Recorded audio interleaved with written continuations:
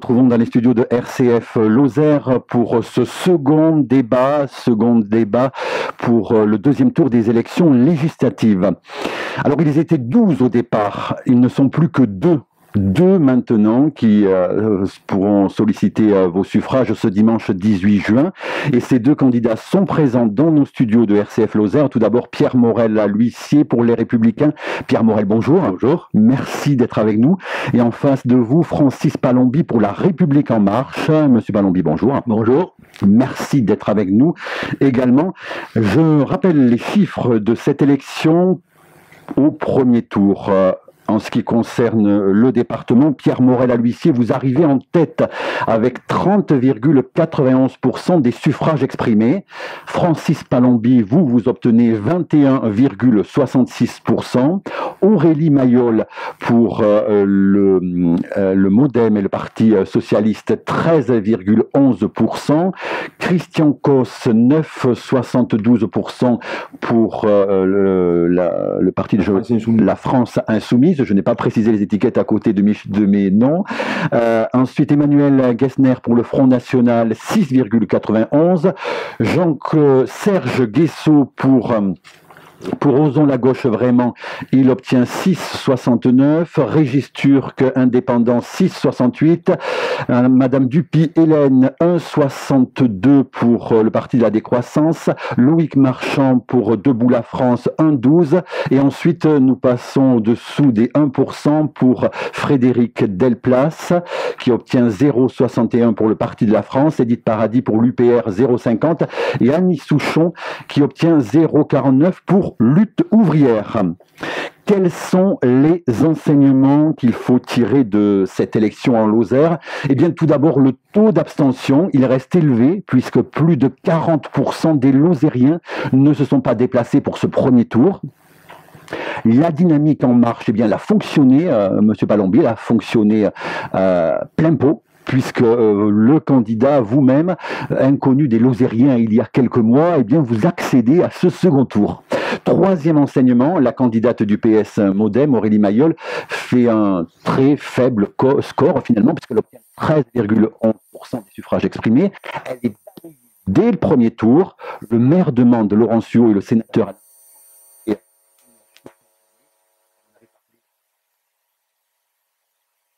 pour soutenir la vice-présidente de la République.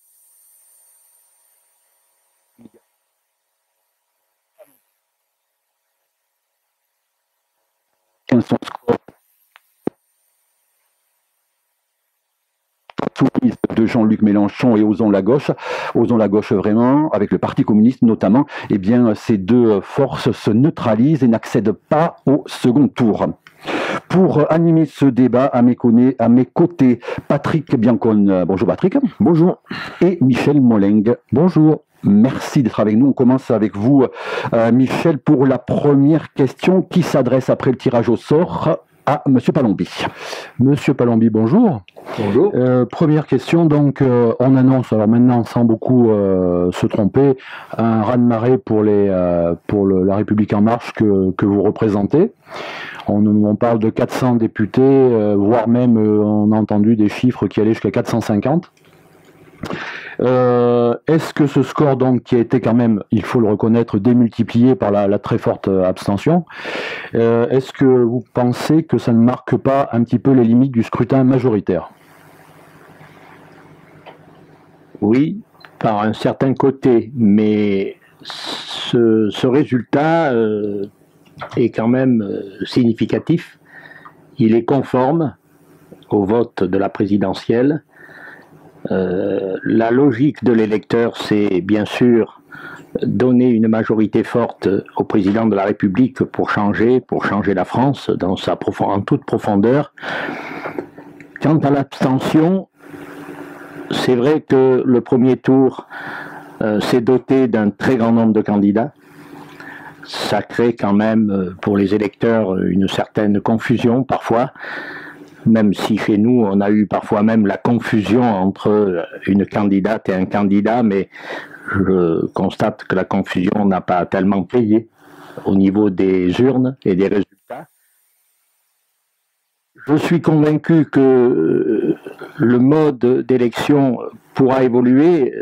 Emmanuel Macron s'y attaquera dans le cadre de son quinquennat, bon, surtout sur l'aspect démocratie, fonctionnement politique. Voilà, pour l'instant, je pense que c'est un scrutin qui, certes, nous a ravis au niveau de la République en marche. Hein, c'est une cohérence totale avec le programme, avec la position et avec la victoire exceptionnelle d'Emmanuel Macron. Alors, revenons un peu à votre score ici en Lozère. Bon, mon collègue Jean-Claude Astruc parlait de raz-de-marée, je vais être un peu plus nuancé moi pour ma part, parce que quand on regarde bien votre score, en particulier au niveau des pourcentages, vous êtes en pourcentage des inscrits, vous n'êtes même pas à 12,5, qui était la limite en principe pour se maintenir au second tour. Bon, finalement vous êtes au second tour parce que vous arrivez en deuxième position, mais si la loi avait été différente, s'il y avait eu d'autres candidats, vous auriez pu être éliminé au premier tour pour 4 petites voix, certes, mais enfin vous êtes qu'à 12,49% des inscrits, alors qu'il fallait, la loi le précise bien, 12,5% des inscrits. Alors après, quand on analyse un peu plus globalement au niveau de la région et même au niveau français, on a des candidats qui sont investis officiellement et des candidates par la République en marche qui font des scores beaucoup plus importants que vous. Certains sont à plus de 40%. Vous dépassez à peine les 20%. Donc Francis Palombi, est-ce que vous êtes certainement conscient, vous avez analysé tout ça, qu'est-ce qui explique pourquoi vous avez certes bénéficié de cette dynamique, mais la dynamique ici en Lozère a beaucoup moins marché qu'ailleurs dans les départements de la région, Hérault, Gard, etc., et même dans d'autres départements français? Oui, je suis conscient de ces résultats, je les ai analysés avec mon équipe, vous vous en doutez. J'ai regardé commune par commune le score de Pierre Morel et le mien et celui d'Aurélie Mayol. Je fais un premier constat, c'est que la Lozère est une zone et est un département particulièrement rural, très rural, agricole, et on n'aime peut-être pas trop rapidement changer les donnes.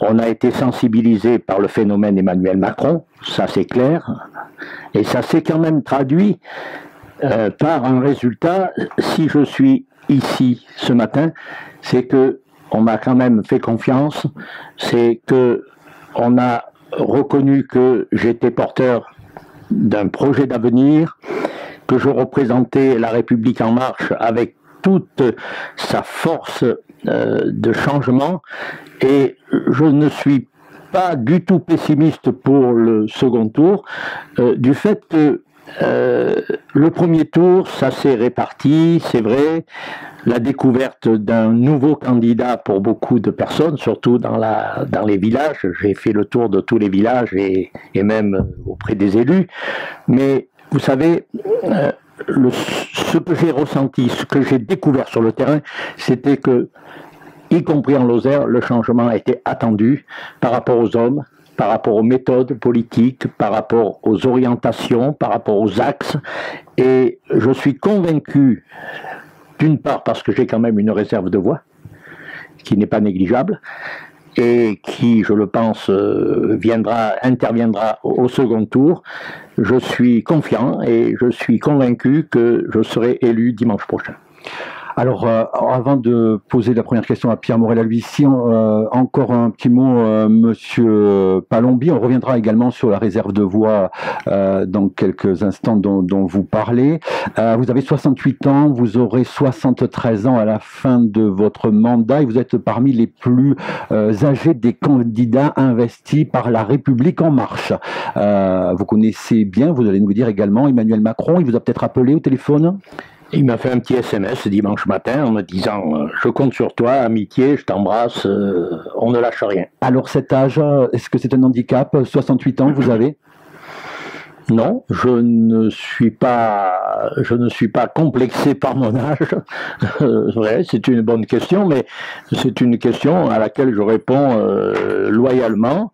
Je l'ai dit à certains moments. J'ai dit je n'ai pas l'intention de me présenter pendant plusieurs mandats parce que d'abord la place aux jeunes et en plus j'ai la chance d'avoir une suppléante de grande qualité Clio, Moline-Chapon. Je mise bien sûr, comme de par mon action, mon caractère, mon dynamisme personnel, ma force d'action, ma puissance de travail peut-être, je mise bien sûr sur les jeunes, sur la jeunesse, et notamment pour notre département. Non, je suis prêt pour ce mandat, ce premier mandat, même s'il n'y en aura qu'un seul, mais je suis vraiment prêt et j'ai mûri pour la Lozère de nombreux projets parce que je n'ai pas imaginé me présenter aux législatives seulement depuis l'émergence d'Emmanuel Macron que j'ai rejoint du premier jour, mais depuis ces dernières années, à mes amis, à ceux que je côtoie en Lozère, à Belvézé, je leur dis un jour les gars, je me présenterai aux législatives. Michel. Alors, une question à Pierre Morel. Voilà, vous sollicitez un 4e mandat. Je ne vais pas vous reposer la question, est-ce que ça sera le mandat de trop ou pas? On en a déjà parlé lors d'un précédent débat. Par contre, une fois élu député, si vous êtes élu député, est-ce que vous resterez dans l'opposition frontale comme vous l'avez été donc lors de la dernière législature? Ou est-ce que vous serez amené peut-être à nuancer un petit peu votre position par rapport aux propositions de la majorité présidentielle? D'abord, dans la présentation, je voudrais vous faire observer qu'on aurait pu noter le score du député sortant, que certains organes de presse ont qualifié de plébiscite.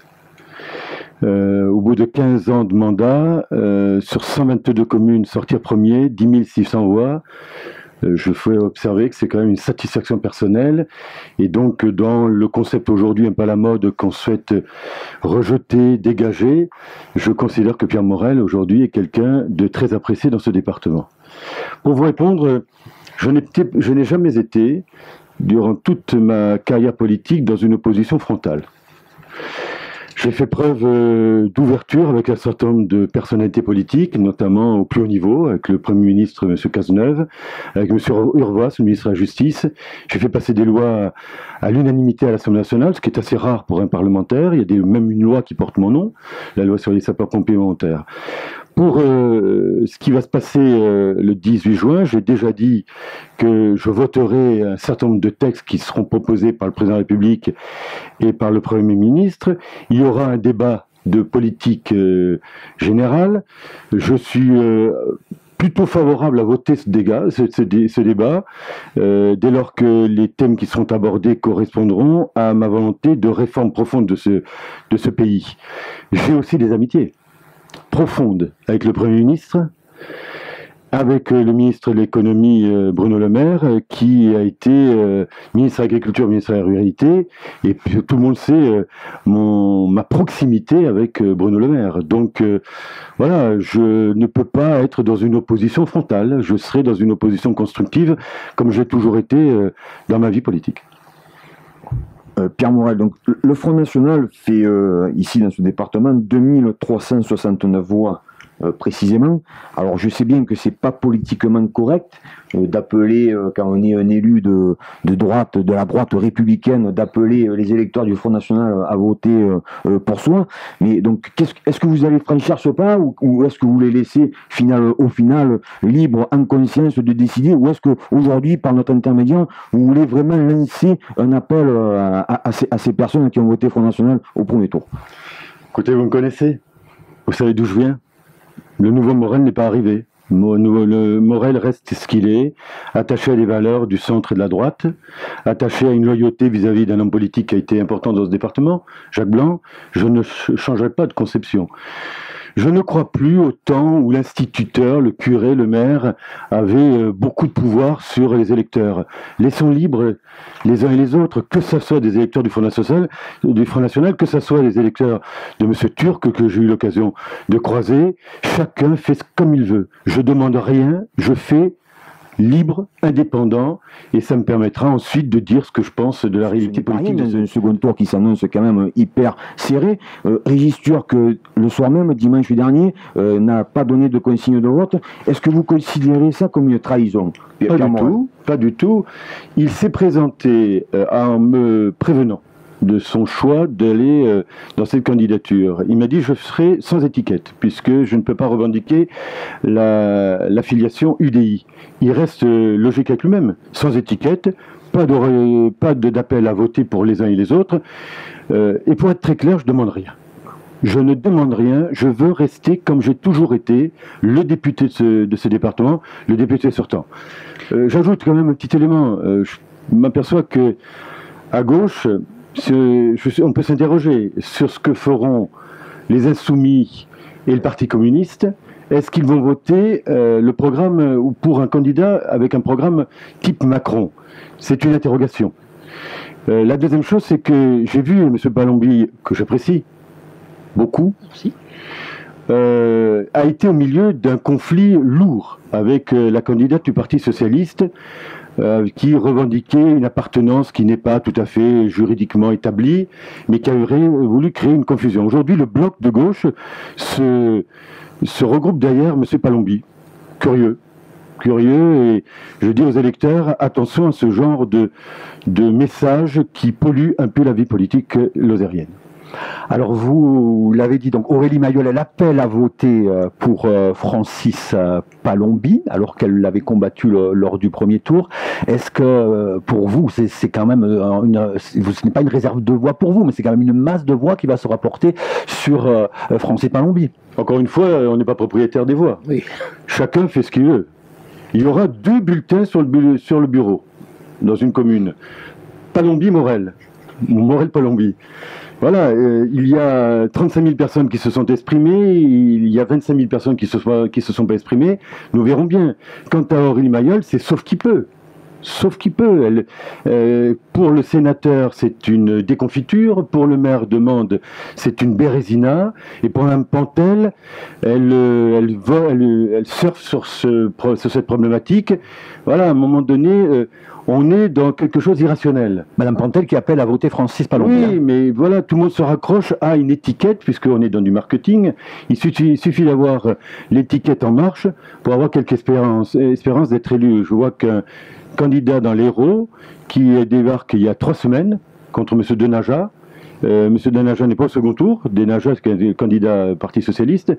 Et ce jeune dans l'Hérault peut gagner et devenir député. On est dans l'irrationnel. Dont acte. 19%, c'est le score que vous faites des suffrages exprimés à Mende. Oui. Alors est-ce que ce n'est pas un peu faible? C'est la capitale quand même, Mende. Oui, il y a 12 candidats. Il y avait un candidat du Parti socialiste, même si elle ne voulait pas trop. Il y a un candidat d'En Marche. On est dans l'urbain. Il y avait la candidature de M. Turc. J'avais fait 15% la dernière fois, au premier tour. C'est déjà mieux. Monsieur Palombi, on l'a vu avant le premier tour, le maire de Mende, Laurent Suau, et le sénateur ont largement appelé à voter pour Aurélie Mayol. Est-ce que maintenant que nous abordons ce second tour, vous avez de la rancœur, et qu'est-ce que vous pouvez dire aux électeurs d'Aurélie Mayol? Écoutez, le mot rancœur ne fait pas partie de mon vocabulaire d'abord, et d'autant plus ne fait pas partie de la philosophie de la République en marche, et notamment du président de la République. La bienveillance doit rester toujours présente, malgré des joutes, malgré des échéances politiques. Je suis un candidat qui a une vocation première. Je l'ai dit, je le répète ce matin, je suis là pour rassembler les citoyennes et les citoyens, bien évidemment électrices et électeurs. Je leur propose de venir massivement voter dans leur âme et conscience dimanche prochain. C'est important de voter.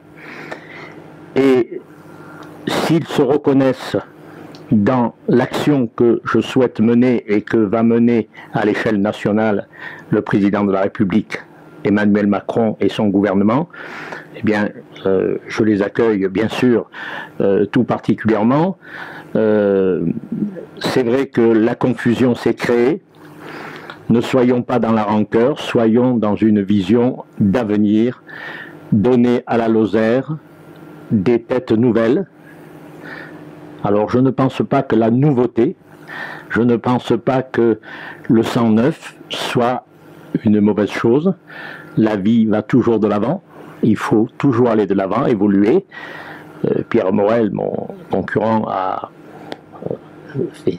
effectué 3 mandats, ça fait 15 années à la tête de son mandat de député. c'est quand même important. Et moi, je commence pour bien faire. Et je souhaite, je me répète, rassembler un maximum d'électeurs, quel que soit. Alors là, vous ne me ferez pas dire un seul mot sur la politique politicienne. J'ai été dans un parti qui s'appelle le PS de longues années, je ne l'ai jamais caché. Je reste un homme dans mon cœur avec une sensibilité de gauche. Ai-je un peu, à mon humble niveau, le même parcours que le président Macron? Pourquoi pas? Eh bien voilà. Pour moi, c'est très simple. Si vous êtes élu député, Francis Palombi, est-ce que vous vous sentez en capacité de pouvoir travailler avec le sénateur Alain Bertrand et avec le maire de Mende, Laurent Suau? Pas plus tard qu'il y a quelques semaines, vous avez eu quand même un accrochage vraiment très, très frontal avec le maire de Mende sur l'avenir de ce centre-ville mandois qui est quand même une préoccupation majeure dans cette cité. À travers le commerce, au conseil municipal, Laurent Suau a présenté tout un tas de mesures. Vous lui avez répondu assez sèchement. Il vous a lui-même à nouveau pas épargné en vous traitant de parachuté. Est-ce que tout ça va quand même pas laisser des traces? Et si vous êtes élu député, est-ce que vous allez pouvoir travailler avec eux en toute sérénité? Absolument. Absolument. Je vous réponds. D'abord, j'ai répondu à M. Suau, le maire de Mende, sur un plan technique. Vous le savez, je suis président des commerçants de France et honneur, je m'en fais. C'est une catégorie socio-professionnelle d'entrepreneurs valeureux, moins de 11 salariés. C'est dur pour eux. La situation de la ville de Mende est problématique, mais elle n'est pas fondamentalement bouchée. Il y a des orientations que je prendrai. Vous savez que je porte un très important projet pour la France avec l'appui du président de la République, mais également principalement pour la Lozère, qui est mon département, qui représente ma vie. Eh bien, les coopératives de développement économique de centre-ville, je peux en parler, et j'en ferai profiter la Lozère, Mende, comme toute autre région de France. Elle n'existe pas, c'est ce que dit le sénateur. Alors, le sénateur très occupé certainement pendant cette période électorale, n'a pas suivi l'actualité au quotidien. Cette coopérative a été présentée dans la plupart des villes de Lozère, sauf la ville de Mende, parce qu'elle ne l'a pas souhaité pour l'instant, mais les commerçants, eux, le souhaitent pour autant. Et cette coopérative a été présentée à plusieurs villes. On va maintenant passer à l'acte d'expérimentation. L'expérimentation va commencer à Langogne, la ville qui est ma ville, oui c'est vrai, j'en suis très fier. Eh bien, elle va commencer et elle va se mettre en place au mois d'octobre 2017, donc après les vacances. Donc pour être très clair, Francis Palombi pourra travailler avec Alain Bertrand et Laurent Suau sans problème? Absolument, je travaillerai pour l'intérêt de la Lozère, pour l'intérêt général du pays, du département. Je travaillerai avec la région, je travaillerai avec Madame Pantel, je travaillerai selon son développement politique avec Pierre Morel, c'est vrai, sur un plan humain, hein, vous m'avez posé la question, même inquiet, ce débat sera comment? Mais ce débat, il est politique, on est sur un terrain politique, mais après, les hommes sont des hommes et ils peuvent s'apprécier plus ou moins. Moi, avec Pierre Morel, j'ai pas de problème sur le plan humain. Ok, on verra vraiment ce qui vous différencie tout à l'heure, parce que là, je vois pas vraiment ce qui vous différencie. Concrètement, on peut dire que vous, Pierre Morel, vous êtes un député d'opposition. Si vous serez élu, vous serez quand même dans l'opposition. Vous allez créer votre groupe, vous nous l'aviez dit en conférence de presse. Et vous, Francis Palombi, si vous êtes élu, vous serez député Macron et vous voterez toutes les lois que proposera le président. Attendez, c'est clair. Je pense que vous vous trompez sur la fonction de député. Pierre Morel a plus d'expérience que moi, je commence. Et lui, peut-être, il termine ses 3 mandats consécutifs qu'il a effectués. Moi, je suis un nouveau venu. Eh bien, je suis le représentant de La République En Marche. C'est une formation politique. Je travaillerai dans le sens de faire réussir cette politique à laquelle nous croyons profondément, à ce projet politique.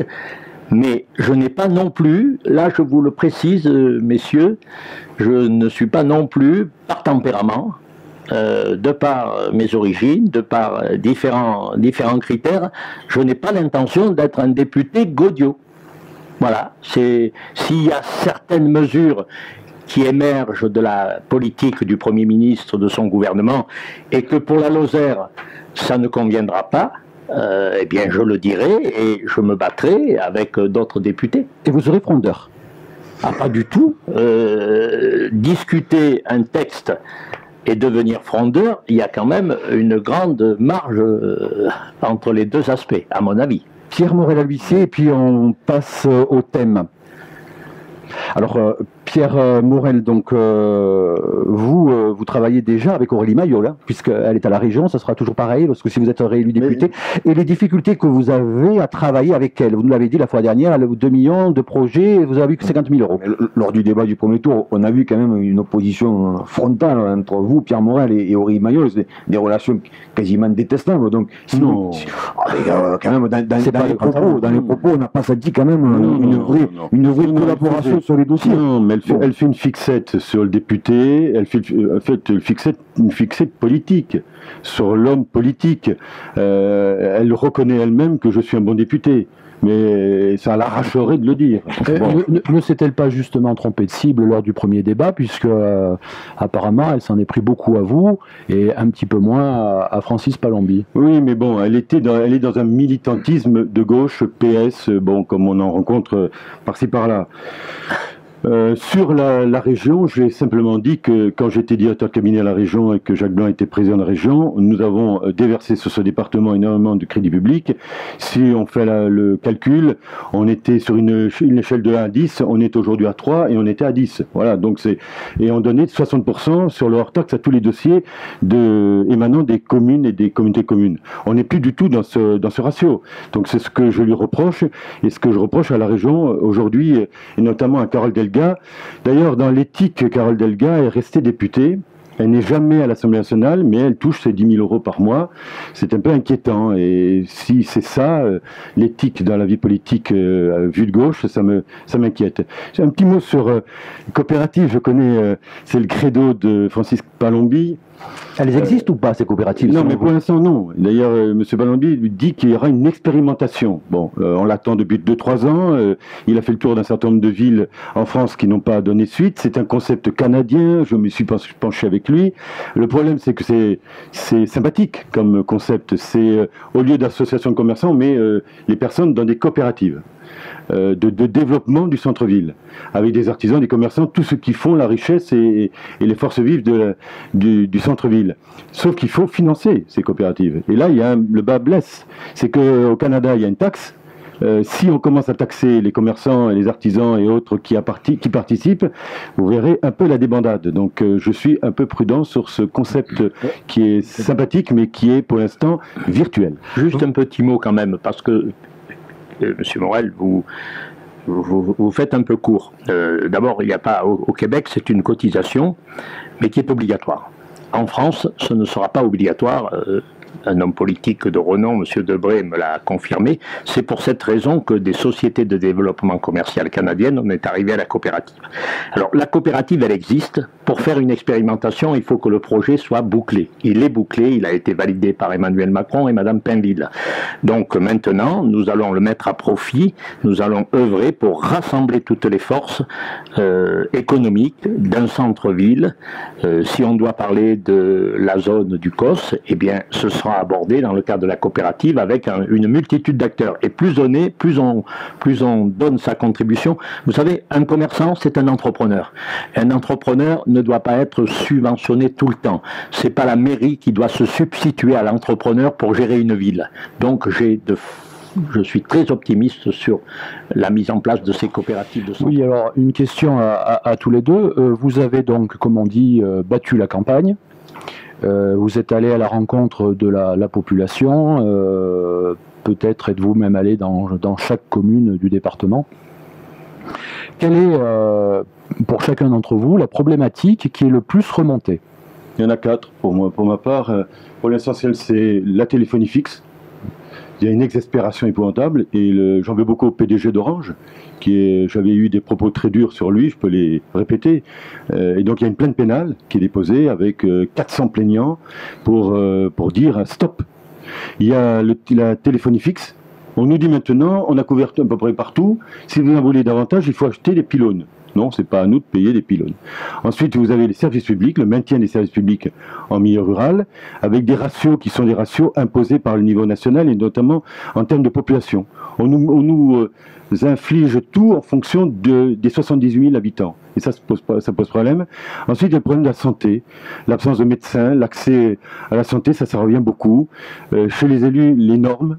La problématique des normes, je ne comprends pas pourquoi le Parti Socialiste et le gouvernement socialiste ont refusé ma proposition de loi sur l'adaptation des normes en milieu rural, ça aurait été une bonne chose.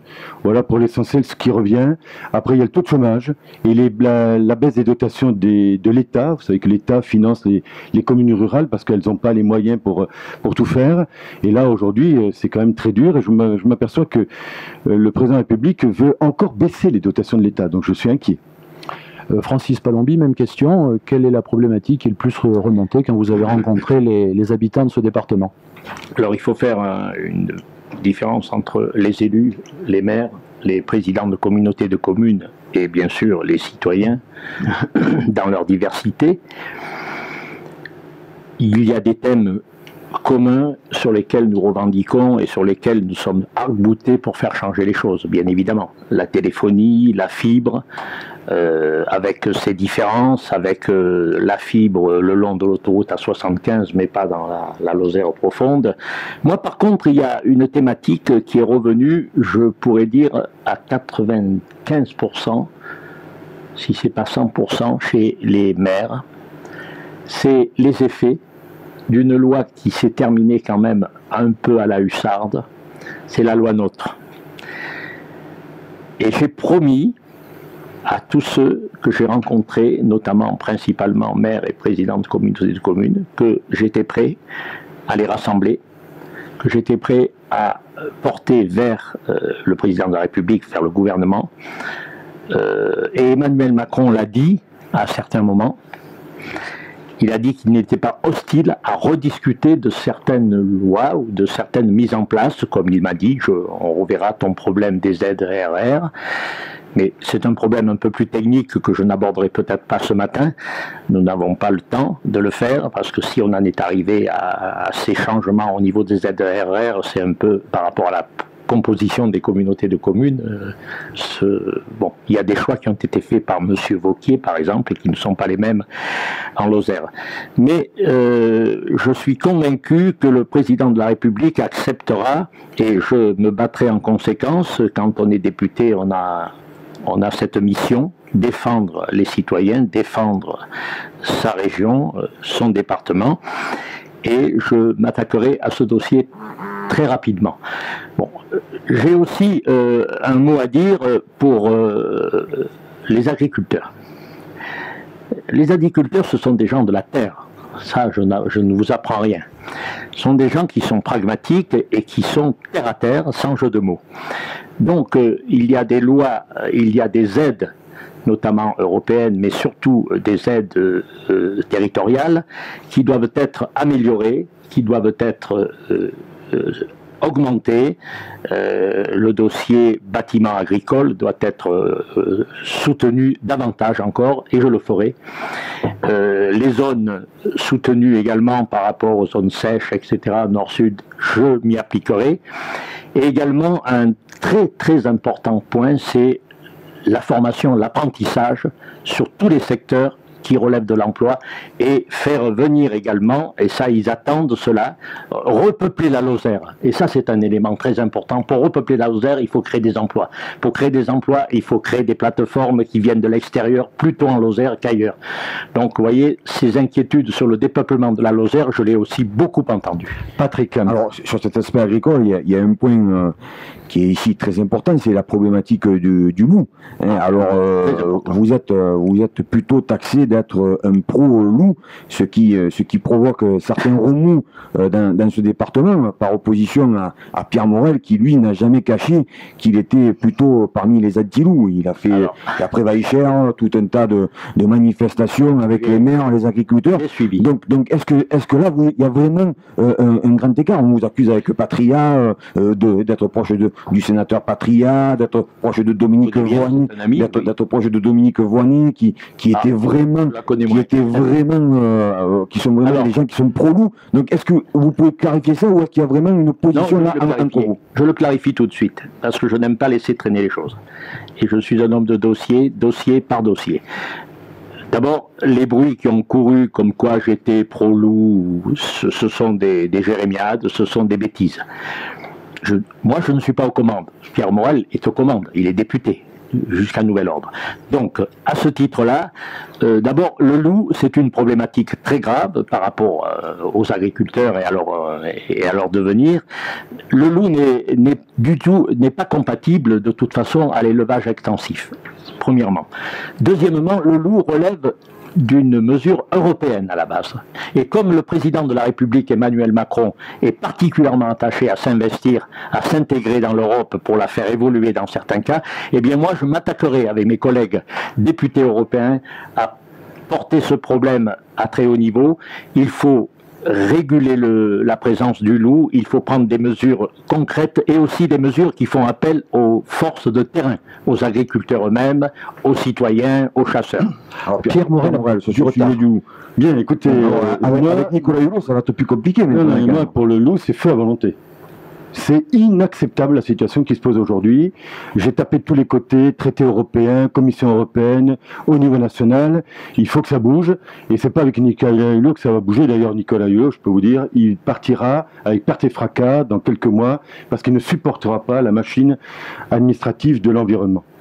Monsieur Palombi m'amuse des fois. Il y a un moment donné, il ne faut pas dire n'importe quoi. Bâtiments agricoles, je veux bien qu'on parle des bâtiments agricoles, c'est la politique régionale. Le député, là, sur les bâtiments agricoles, on peut piétiner, mais c'est une politique régionale. C'est de l'argent, et le député ne détient pas de l'argent. Sur les CHN, il reste aujourd'hui 11 communes qui doivent être intégrées dans les zones, la zone humide, la zone de montagne. C'est un travail de longue haleine, il faut beaucoup, beaucoup d'argent. Sur les ZRR, c'est pas bien de parler de Laurent Wauquiez. Le décret qui exclut Mende et Marvejols, c'est le ministre de Bailey, vous savez, le ministre ami avec le sénateur de la Lozère, et qui au dernier moment nous a fait un coup vache. Et il faut maintenant revenir derrière. Alors, il y a deux aspects. Il y a le Conseil d'État qui peut annuler cet arrêté, et il y a Bruno Le Maire, qui est ministre de l'économie, qui peut signer un arrêté complémentaire. On y est dessus. Sur la loi NOTRe, le ministre Macron était dans le gouvernement lorsque la loi NOTRe a été adoptée. Oui. 2 ans de discussion à l'emporte-pièce. On devait supprimer le département, puis ensuite on a gardé le département, on a restructuré les communes, communautés de communes, départements, régions. On ne sait plus ce que ça donne. On a des régions de 13 régions, on est à 3-4 heures de la région. On a donné le transport scolaire maintenant en région. Enfin voilà. Donc cette loi NOTRe, ce que disent les maires, c'est changez-nous la loi NOTRe sur l'eau et l'assainissement, sur les PLU, les plans locaux d'urbanisme, et puis essayer de revenir à une configuration entre communes, communautés de communes, bassins de vie, parce que tout est déstructuré avec les cantons. Communes nouvelles. Quand je dis, mais c'est pas la loi NOTRe, c'est une autre loi, les communes nouvelles, c'est la loi Pélissard que j'ai votée, et qui est sur la base du volontariat. Je ne sais pas aujourd'hui ce que dans le programme d'Emmanuel Macron, il veut faire de l'agriculture, il n'y a pas grand-chose. De la ruralité, il n'y a pratiquement rien, à part les maisons de service au public et les maisons médicales. Et sur l'institutionnel, il dit qu'il veut supprimer 25% des départements, des conseils départementaux, ce qui veut dire qu'il en garde 75%. Mais il y a un flou. Et c'est ce que je reproche un peu au système à l'heure actuelle, c'est qu'on est dans l'incantation. On dit beaucoup de choses, mais le parlementaire, vous verrez, monsieur Palombi, si vous êtes député, vous allez rentrer dans un splendide isolement. Quand vous arriverez à Paris, on vous regardera, alors il y aura des jeunes qui vous regarderont, parce que vous êtes moins jeunes qu'eux, et qui ne seront pas forcément contents que vous soyez là. Vous direz, je suis le député unique de la Lozère, et là on vous dira, la Lozère, mais tout le monde s'en fout. Vous aurez le problème que je connais depuis 15 ans, après avoir consommé 3 présidents de la République, on est subsidiaire dans notre pays, et je ne vois pas aujourd'hui des orientations nationales qui donneront une impulsion sur la ruralité. Et dernière chose que je veux dire, j'entends parler de dégagisme, de changisme. de jeunisme. Quand je vois le président de la République, il est énarque. Son Premier ministre est énarque. Son conseiller diplomatique est énarque. Son directeur de cabinet est énarque. Son secrétaire général de l'Élysée est énarque. Ce que je crains, c'est qu'on change de génération à des 40-45 ans, mais on a l'énarchie qui est au pouvoir, et vous aurez une assemblée de 400 ou 450 jeunes députés qui n'ont jamais eu de mandat locaux, qui ne connaissent pas grand-chose, et vous aurez un conflit entre une élite et un corps électoral, un corps parlementaire qui sera issu, dit-on, de la société civile, mais qui aura du mal à expliquer à nos énarques qu'il faut changer la société et le monde politique. Monsieur Morel, encore un petit peu de retard. On va le rattraper rapidement. Monsieur Morel, donc vous parliez du loup. On va revenir un petit peu sur la problématique agricole, que vous arrivez à 13 minutes. Les chasseurs, c'est un lobby en Lozère, 7500, il faut les soigner. C'est pas un lobby, il ne s'agit pas de les soigner, il faut respecter. C'est une tradition culturelle chez nous. Si vous touchez à ça, vous touchez au fondement même de ce département. Laissons un peu de liberté aux gens. Il y en a un moment donné, vous comprenez, les gens en ont marre d'avoir de la réglementation, d'être obligés de se justifier. Et maintenant même, on leur dit, parce que c'est marrant, on leur dit comme il y a trop de sangliers, il faudrait que vous en tuiez davantage. Mais c'est un loisir. Ils ne sont pas là pour éradiquer le sanglier. On voudrait leur changer leur culture. Laissons la chasse pouvoir s'exercer. Et je demande aussi que les sociétés de chasse veulent des financements. Le préfet de la Lozère a permis à une société de chasse, au Chassel Nouvelle, de financer le petit cabanon pour la chasse. Il faut que ça soit fait sur l'ensemble du département de la Lozère.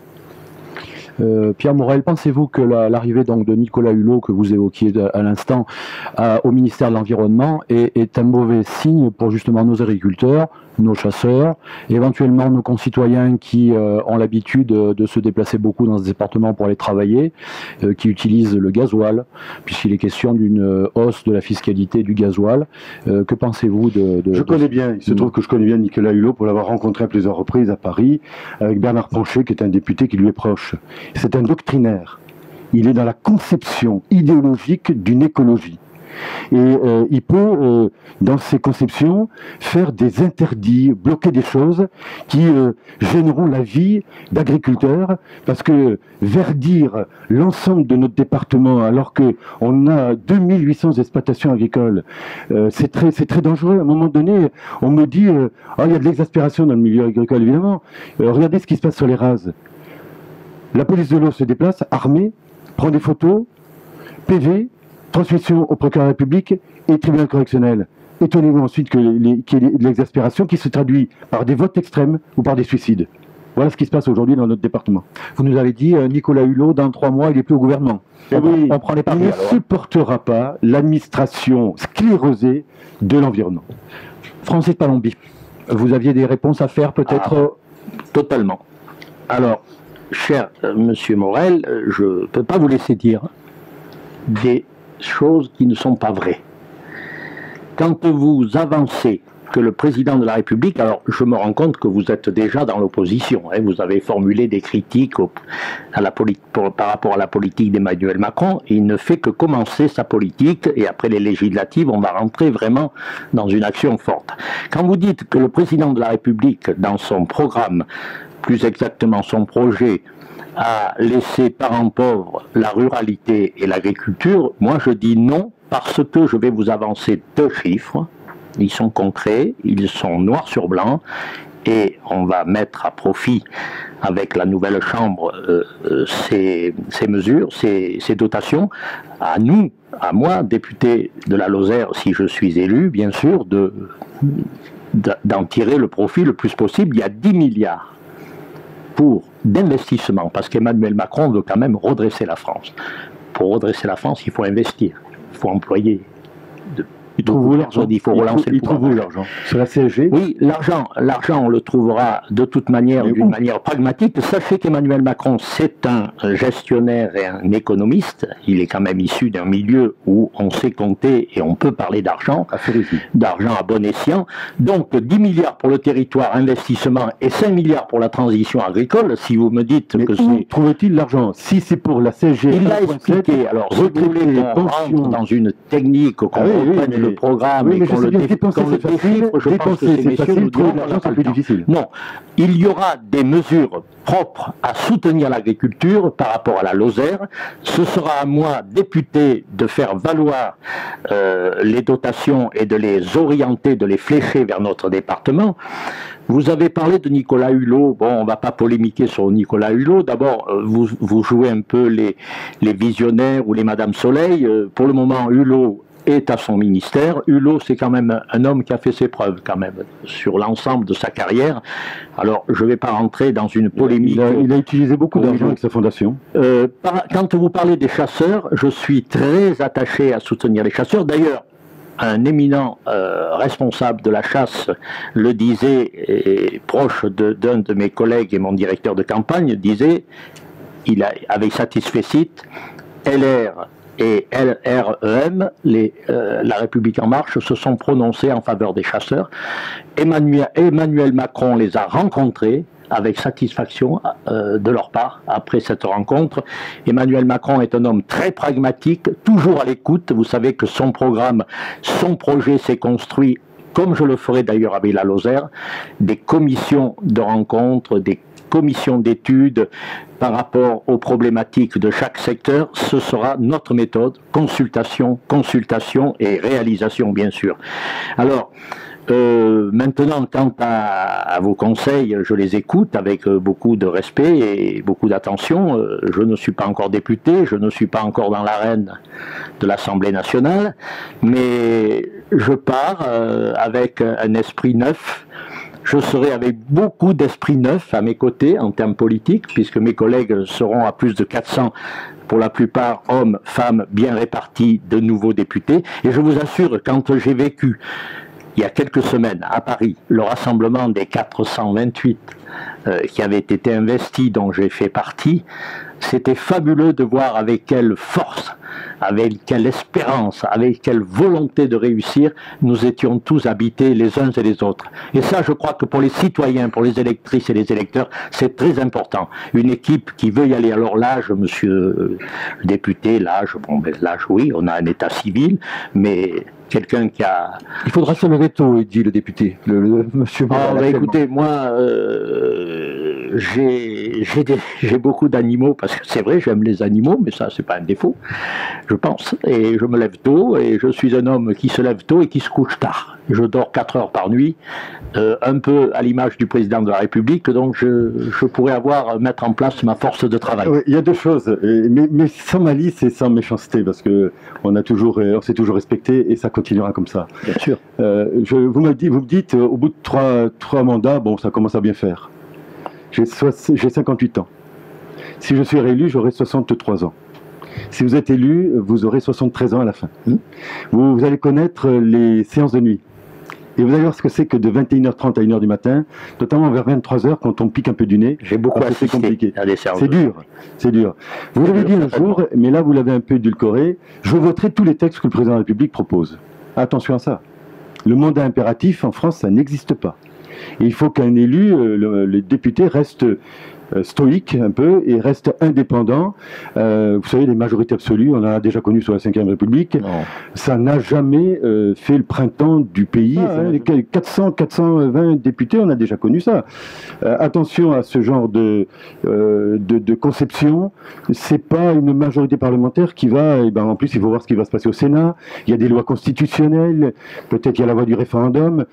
Vous allez rentrer dans le dur et ça va être un peu compliqué. Sur la chasse, le président national de la Fédération nationale de la chasse, il n'a pas du tout dit ça. Il n'est pas très content de la position qui est retenue aujourd'hui par Emmanuel Macron. On n'a pas la même et il est assez brutal dans ses prises de position et il a tapé très fort. C'est d'ailleurs quelqu'un du Nord qui n'est pas très facile. Dernière chose sur le commerce amande, je vais divulguer quelque chose. Mon grand tonton était le commerçant amande. Place de la République, il avait le magasin Sobérim. Donc c'est un secteur que je connais bien. Il va falloir sortir un peu de l'ambiguïté. Encore une fois, vos coopératives, elles sont sympathiques. C'est un petit machin. Nécessaire. Il va falloir mais personne pour l'instant n'y a vraiment cru. Mais vous avez peur de la nouveauté? Non, mais j'ai pas peur de la nouveauté. Mais enfin, j'ai peur que vous fassiez payer. Vous avez dit que le quatrième mandat, vous avez peur de la nouveauté. Non, mais j'ai pas de peur. Mais vous allez vous voulez élaborer encore une taxe pour les commerçants. C'est pas une taxe, c'est une participation. Ben voilà, mais il faut donc payer. Il faut donc payer. Dans un schéma d'action. Il faut donc payer. Et aujourd'hui, vous avez des commerces qui sont en grosse difficulté dans le centre-ville. Je suis pas d'accord. Et sur la zone d'activité, j'ai dit que j'étais favorable. L'office de commerce, c'est un échec. Et c'est la mairie qui paye pour les commerçants. J'ai dit que j'étais favorable à la zone d'activité à condition que ça ne vienne pas abîmer tout ce qui existe. Et je suis ulcéré que le sénateur ait pu donner et soutenu, je n'ai toujours pas compris, et je m'interroge sur le fondement de l'action, et puis soutenir l'installation du Leclerc à Saint-Flour. Lorsque je me suis présenté dans la commission nationale, on m'a dit mais le sénateur nous a fait 3 pages en disant qu'il était favorable à ce Leclerc. Est-ce à dire qu'il y a des relations particulières entre le sénateur et le groupe Leclerc? Je pose la question, je l'ai déjà posée, on ne m'a pas répondu. Et si Leclerc s'installe en Lozère, à Mende, attention, avec dans l'organisation globale de l'attractivité économique de la ville. Il faut faire très attention. Et là, je ne vois qu'une concertation avec le président de la CCI, le bureau de la CCI, et les commerçants installés. Ne cassons pas ce qui existe aujourd'hui. Mais le président de la CCI, je le cite, Thierry Juillet, je travaille beaucoup avec lui et nous l'avons rencontré avec Emmanuel Macron et nous poursuivons notre démarche des coopératives avec l'esprit de réussite et la position de la CCI par rapport à la nouvelle zone, elle est quand même, on lui a fait dire qu'elle était impunément, le maire lui a fait dire que la CCI était totalement d'accord. Moi je rectifie, je ne peux pas parler, et je ne parlerai pas à la place de mon collègue Thierry Juillet, président, mais on ne peut pas parler on peut pas faire dire aux gens ce qu'ils n'ont pas dit. Et ça, je n'ai pas apprécié du tout. Moi, j'aimerais aborder un point spécial au niveau de la santé, parce que certains ont l'impression que c'est un détail, mais pour moi, ça n'est pas un, c'est ce fameux hélicoptère. Parce que, bon, moi, je veux bien qu'on prenne ça à la légère, mais quand vous êtes victime, vous ou quelqu'un de votre famille, d'un simple infarctus sur le cos médian, on peut me raconter ce qu'on veut, mais à mon avis, vous n'avez pas quand même les mêmes chances de survie s'il y a un hélicoptère ou s'il n'y en a pas. Alors Pierre Morel, bon, vous êtes sur ce dossier depuis des années, on sait qu'on l'a l'été 2 mois. Alors vous avez fait, il n'y a pas si longtemps que ça, une révélation qu'on avait même l'été un hélicoptère, j'ai compris, quasiment de 2e zone, c'est-à-dire pas tellement performant. Donc qu'est-ce que vous attendez par rapport à Macron? Est-ce que ça va changer quelque chose? Est-ce qu'on va pouvoir avancer sur ce dossier et avoir cet outil quand même indispensable pour la bonne santé des Lozériens en cas d'accident? Ne demandez pas à un président de la République de s'occuper de ce genre de dossier. Il ne faut pas exagérer. Certes, il a 39 ans, il a certainement une capacité de travail hors du commun, mais il est président de la République. Il y a une majorité parlementaire qui va voter le budget de la nation. Qu'est-ce qui se passe sur les hélicoptères? Je suis rapporteur du budget de la sécurité civile depuis 10 ans. Et donc je suis en contact direct avec le directeur de la sécurité civile et avec le ministre de l'Intérieur. C'est un problème de nombre d'équipements. On est en train de restructurer toute la base de l'aviation civile à Nîmes, avec le changement des Canadair qui sont très vieux, qui datent de 1958, et les trackers, les petits avions d'intervention. Il faudrait plus d'hélicoptères. Les hélicoptères aujourd'hui sont organisés sur l'ensemble du territoire français entre des bleus, des blancs, hospitaliers, bleus c'est la gendarmerie, et les rouges jaunes qui sont sécurité civile. Pendant la période estivale, dans les zones littorales, dans les zones de montagne, en Corse, on complète, l'administration complète la présence hélicoptère pour des surfréquentations touristiques. Il n'est pas à dire aujourd'hui que la Lozère n'est pas protégée du mois de janvier au mois de mai et du mois de septembre au mois de janvier. Il y a une organisation qui fait que dans les 4 points de la Lozère, il y a Nîmes qui peut intervenir, Montpellier qui peut intervenir, Rodez et Clermont-Ferrand. Après, on a un hélicoptère, pas de seconde zone, un hélicoptère de formation qui vient de Paris et qui nous est affecté au mois de juillet. Je demande et nous demandons plus d'hélicoptères pour une meilleure répartition sur l'ensemble du territoire. C'est un problème budgétaire. C'est pas un problème réglementaire, c'est pas un problème législatif, c'est un problème d'argent. Il faudra acheter 10-15 hélicoptères.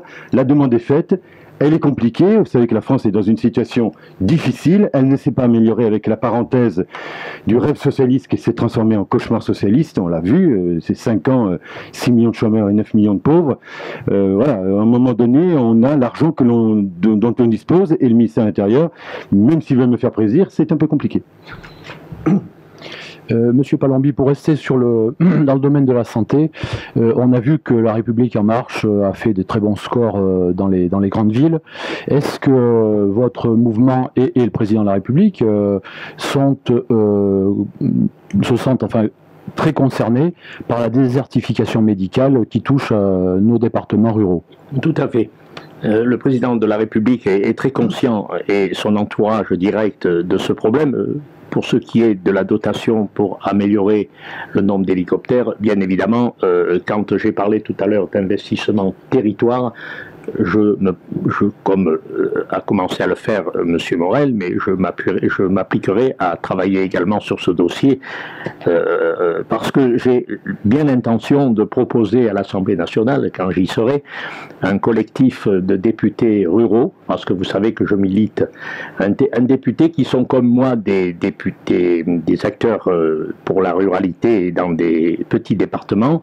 Vous savez que je milite pour la zone prioritaire franche au niveau de la Lozère. Donc je reviens bien sûr sur la question, mais je voulais quand même le préciser par rapport aux objectifs du président de la République et de son gouvernement. Pour la santé, d'abord, on va accentuer la mise à disposition de jeunes docteurs qui terminent leurs études. On va les affecter beaucoup plus particulièrement, beaucoup plus fortement au niveau de la ruralité, avec des aménagements pour leurs épouses. Mais enfin là, je vous dis, dans chaque gros point qu'on aborde, je ne peux pas rentrer dans le détail des dossiers, parce que vous avez quand même remarqué que les dossiers, quand même si je ne suis pas aux manettes, pour l'instant, je les ai quand même parcourus sérieusement. Hein, c'est mon rôle si j'aspire à devenir député. Donc, nous allons continuer à travailler, étant donné que le président de la République a répété qu'il voulait donner plus de pouvoir au territoire. Donc, au sein des territoires, bien sûr, il y a l'argent. M. Morel le rappelle, il ne faut pas l'oublier, parce qu'on ne peut pas faire sans argent. Nous avons également un point important que je voudrais relater, et je me félicite si je dois prendre la députation en Lozère, c'est que nous avons un conseil départemental particulièrement actif, qui a déjà bien avancé sur pas mal de sujets, et je m'en félicite. Donc à ce titre-là, je soutiendrai plus particulièrement de nombreuses actions qui sont déjà en marche ou en cours. Donc les déserts médicaux, nous les traiterons, renforcer la politique des maisons de santé. J'ai rencontré le directeur de l'ADMR, ça m'a beaucoup interpellé, notamment par rapport à ses possibilités d'embaucher. La loi actuelle, mais qui va être revue par priorité, la loi travail, vous savez qu'on en parle quand même, et ce sera une des priorités du gouvernement, un des premiers très très gros chantiers. Et la loi travail, nous ferons en sorte qu'elle évolue sensiblement, concrètement, pour justement permettre des embauches plus faciles. Actuellement, la DMR en arrive quelquefois à ne pas pouvoir maintenir des emplois dans des petits villages, dans l'accompagnement de la personne, et puis avec une charge toujours plus importante parfois pour l'assuré, pour le plaignant, pour le malade, ou pour la personne handicapée. Donc c'est très important pour nous, bien évidemment. Dans quelques instants, donc, on va passer à la moralisation de la vie politique. Pierre Morel-a-L'Huissier, un mot, peut-être vous voulez répondre à... Oui, mais sur les déserts médicaux, je me suis heurté à Mme Bachelot, je me suis heurté à Mme Touraine. Ils ne veulent pas prendre de mesures particulières sur les médecins et sur le caractère libéral de la profession. Il y a 285 000 médecins en France. On n'a jamais eu autant de médecins. Il y a 46% de femmes. Seulement, ils sont mal répartis. Et quand on leur dit, là, vous pouvez vous installer, là, non. ah, là, on porte atteinte à la liberté d'installation. À un moment donné, il faut avoir le courage de dire à des jeunes étudiants en médecine, pas leur dire à la 6e année, mais leur dire à la première, 2e année, vous allez avoir une profession où une partie devrait aller sur la ruralité et on va cibler un certain nombre d'étudiants qui pourraient aller. Mais seulement, ça va prendre 8-10 ans. Hein. Là, vous faites le constat du présent et de ceux qui viennent de se passer. Moi, je parle du présent. Oui, le problème, c'est que là, dans l'avenir, oui, mais dans l'avenir, d'abord, la loi n'est pas votée.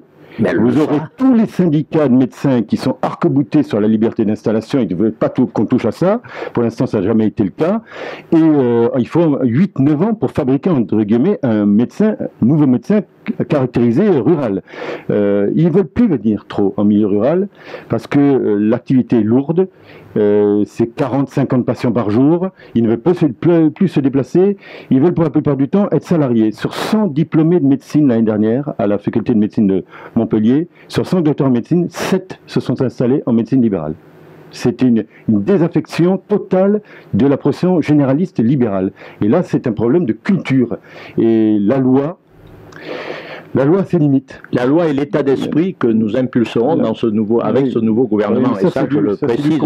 Et puis, vous savez, vous connaissez les facultés de convaincance d'Emmanuel Macron, y compris avec les syndicats qu'il reconnaît utiles, mais qui devront avancer sur les dossiers. On a vu que les premiers moments sont plutôt positifs. Un mot sur la sécurité, le serpent de mer de construire une nouvelle prison à Mende, c'est... Serpent de mer, parce que c'est déjà depuis des acquaintances avec Jean-Jacques Urvoas, un excellent président de commission des lois qui est devenu ministre de la Justice. 19 centres devaient être créés, ils ont décidé à Alès. Je souhaitais que ce soit à la Lozère, on avait déjà un centre pénitentiaire. Bon, le choix n'a pas été fait sur le département, c'est dommage, on pouvait avoir une prison de 80 à 90 cellules avec la création de 50 emplois. C'est un sujet récurrent, on peut encore le plaider. Il y a un autre sujet récurrent, et on en parlera certainement, c'est la RN 88. Monsieur Palombi, toujours dans le domaine de la sécurité, une problématique qui concerne tous nos concitoyens à nouveau, c'est les cambriolages. Donc ce sont des faits, bon, la Lozère est encore épargnée, même si elle est quand même touchée. Est-ce que vous pensez qu'on a eu une politique trop laxiste jusqu'à maintenant? Est-ce que vous pensez que donc Emmanuel Macron, a pris conscience aussi de ce problème? Oui.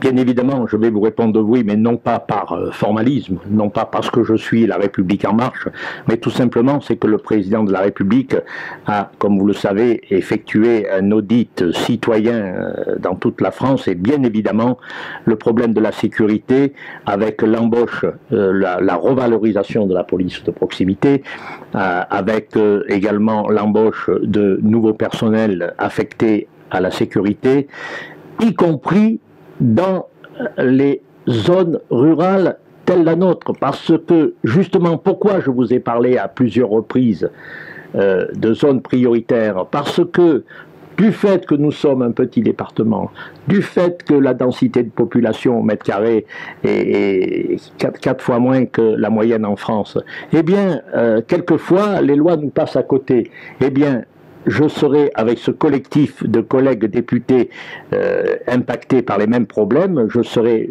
plus que vigilant et j'oserais dire actif sur ces problématiques de sécurité. On va vite revenir sur la RN 88, peut-être un mot. Oui, Pierre, je voudrais souligner l'angélisme dans le dossier de la sécurité. Je suis à la commission des lois depuis 15 ans, donc je connais bien. J'ai bien entendu tout ce que des amis à vous, tout ce qui fait un peu l'entourage d'Emmanuel Macron. Il y a les droits de l'hommistes. On passe notre temps à vouloir voter des états d'urgence qui ne sont pas mis en application. Il y a à peu près 122 quartiers qui sont très difficiles aujourd'hui en France. Pourquoi les perquisitions administratives n'ont pas été faites? Et pourquoi à un moment donné on n'a pas envoyé gendarmes, police, légion pour nettoyer tout ça? Et je dis nettoyer tout ça, parce que ce sont des réseaux mafieux, ce sont des réseaux de prostitution, ce sont des gens qui circulent avec des voitures, Sarkozy avait réduit les effectifs. Avec des. Je dis à un moment donné, il y a angélisme. Et le deuxième aspect, c'est que nous n'avions pas, jusqu'à maintenant, une direction de la surveillance du territoire. Une catastrophe. Vous avez des personnes qui sont dangereuses, on ne sait pas où elles sont fichées pour certaines, et on ne sait même pas où elles sont. Voilà la réalité. Il y en a en Lozère. Il y en a en Lozère et c'est la police municipale d'ailleurs qui les arrête sans savoir que ce sont des gens qui sont dangereux. On leur donne pas l'accès aux fichiers et dès qu'on essaye d'avancer, vous avez un certain nombre d'élus de gauche qui disent non, non, on saisit le Conseil constitutionnel parce qu'il y a atteinte aux droits de l'homme. Si on continue comme ça, ce pays ira mal, très très mal. Oui, mais on continuera pas comme ça avec la République en marche parce que le président de la République s'est également mis en avant sur ces questions. Il est en train de réorganiser à l'échelle de la France, mais également de l'Europe, ce problème très profond, très grave de la sécurité et du terrorisme. Pierre Morel à l'huissier, donc vous êtes ami de Monsieur Vauquier, on dit que c'est Vauquier qui empêche la réalisation de cette RN 88 ou qui veut la faire passer par Brioude. Mais pourquoi vous faites toujours cette formulation? Ça devient agaçant et je le dis avec un peu de fermeté. C'est une route nationale, ce n'est pas une route régionale. C'est l'État qui est compétent sur la RN 88, que ce soit au Puy, que ce soit à Rodez, que ce soit à Mende. Qu'est-ce qu'ils ont foutu depuis 15 ans au niveau de l'État pour donner de l'argent sur la 88? Pas un centime. Pas un centime. Et pourquoi? Parce que la France est dans une situation économique et financière catastrophique. Où est la politique de grands équipements? Où est l'argent? Où est l'argent? Si vous voulez mettre de l'argent sur la 88, c'est 1,5 milliard d'euros. 1,5 milliard d'euros. Vous avez le segment dans l'Aveyron qui est à 500 millions d'euros. Trouvons l'argent au niveau du budget de la nation et affectons 50% de cet argent. Laurent Wauquiez l'a dit et me l'a écrit, je suis prêt à mettre 50% si l'État me demande de mettre 50%. Mais l'État ne lui demande pas. Et maintenant on veut contourner Langogne en faisant revenir le contournement sur le pont d'Allier et sans monter à Pradelles. Chose à ne pas faire. On veut faire une rocade amende. On a mal évalué le foncier. Tout le dossier est bloqué. Enfin, quand même, à un moment donné, c'est pas acceptable. Aujourd'hui, vous n'aurez pas la rocade d'amende jusqu'en juin 2018 au mieux. Alors on va nous dire qu'on va trouver de l'argent. Je repose la question, M. Palombi, où trouve-t-il l'argent qu'on n'a pas trouvé jusque-là? Depuis 15 ans, il n'y a pas un centime sur les grands équipements en France. Mais écoutez, monsieur le député, je réponds à cette question. D'abord, quand le président Wauquiez parle de mettre de l'argent, ce sont quand même des mots. Moi, j'aimerais poser la question, à quel niveau, sous quelle forme, premièrement. Deuxièmement, on a parlé d'investissement et d'action territoire. Eh bien, moi, personnellement, en tant que futur député, si les électrices et les électeurs de Lozère me font confiance dimanche prochain, oui, en tant que député, eh bien, je mouillerai ma chemise, vous l'avez certainement fait, mais vous avez quand même 3 mandats à votre actif. Moi, j'ai la souvenance, parce que j'ai bien connu, et je connais bien monsieur Jacques Blanc, qui est un remarquable homme politique, que vous connaissez mieux que personne, et qui vous a fait à une certaine époque confiance pour que vous deveniez le député que vous êtes. Eh bien, monsieur Blanc a quand même, avec d'autres politiques, le docteur Durand, maître Copper et tant d'autres, ils ont su, à mon avis, exploiter profondément et particulièrement le fait d'être dans la majorité. C'est pour ça que je dis à nouveau aux Lozériennes et aux Lozériens, mettez un député de la majorité et les choses se passeront plus vite et mieux. Si vous laissez le département dans l'opposition, ce sera peut-être moins facile. Alors moi, je fais quand même un constat. Il ne s'est pas passé grand-chose par rapport à la RN 88. Alors, ça n'enlève pas notre cordialité, mais sur le plan politique, là, je me mets en force. Oui, non, on n'a pas exploité suffisamment parfois d'être dans la majorité. Et moi, étant dans la majorité élue, je vous assure que le président Macron entendra parler de la 2 fois 2 voix à bon escient et souvent. Je repose la question. Ça coûte au bas mot 1 milliard d'euros, 1,5 milliard, le segment de la choix politique. Où trouver l'argent? Jusqu'à maintenant, le président de la République, François Hollande, n'a pas mis un centime sur la 88. Laurent Wauquiez, on dit Laurent Wauquiez, il a dit et redit, il est prêt à financer à 50% la 88. Carole Delga, qui semblerait maintenant vous soutenir après vous avoir beaucoup critiqué, est-ce qu'elle a mis un centime sur la 88 depuis qu'elle est élue? Est-ce que Bourquin l'a fait? Est-ce que Fraîche l'a fait? Est-ce que Souchon, président de l'Auvergne, l'a fait? Non, aucun n'a mis depuis 2004 de l'argent. Et j'observe que quand Jacques Blanc avait fait venir le gouvernement dans son ensemble en 93, l'argent y était. Et là, vous avez un type qui était le maire de Grèze, qui, pour la protection du truc de Grèze, a fait capoter la commission d'enquête. Et l'argent est parti parce qu'à un moment donné, la direction des routes au niveau national a dit, si vous n'en voulez pas en Lozère de la 88, je vais vous dire, monsieur le député, avec Francis Palombi, l'argent, il reviendra. Oui, mais ça, c'est vous le dites. Non, je ne le dis pas pour abuser les électrices et les électeurs. C'est l'incantation. Non, il n'y a pas que l'incantation, il y a la volonté politique de réussir et d'y arriver. La majorité députés de l'opposition, écoutez, et puis vous parlez beaucoup du passé. J'ai une réputation, on m'appelle le SCUD à Paris, mais vous verrez que pour faire avancer les choses, tout seul député en Lozère, c'est pas simple, et même que vous soyez la majorité, vous allez peiner. Cher monsieur Morel, si vous dites que je verrai, ça veut dire que je vais être élu. Mais évidemment, je dis, je vous verrai parce que vous êtes candidat. Mais je pars de ce principe que vous pouvez l'être. Non, voilà, merci. Voilà. Et par rapport à M. Vauquier, quelle est ses préconisations de participation pour la ligne Auvergne? Mais parce que c'est également des mots. Vous parlez d'incantation, mais ça peut être aussi le cas de M. Vauquier. Là, vous abordez un sujet qui m'est cher. C'est une folie que le gouvernement socialiste qui a quitté le pouvoir ait voulu régionaliser la ligne. Régionaliser une ligne nationale ferroviaire qui va de Nîmes à Alès et qui arrive à Clermont-Ferrand, c'est une catastrophe. Elle va traverser 3 régions. C'est les régions qui devront payer. C'est pas aux régions de payer ça, c'était une ligne nationale. Si vous êtes élu, remettez la ligne des Cévennes dans le giron des lignes nationales. C'est à l'État à financer ces lignes. Mais je suis tout à fait d'accord avec vous. Alors une petite question également concernant pourquoi Monsieur Vauquier, quelque part, a provoqué l'échec des PNR. Du PNR. D'un seul PNR. D'un seul PNR, qui n'avait pas. De manière générale, du PNR. Monsieur Palombi, pour vous qui vous dites proche du milieu économique et des chambres consulaires, les chambres consulaires étaient opposées. Il n'y avait pas de concertation suffisante et Laurent Wauquiez a tiré argument de cela pour dire il y a d'abord 30, 40, 50 communes qui ne sont pas d'accord. Il a anéanti 5 ans de travaux conséquents. Mais vous écoutez bien.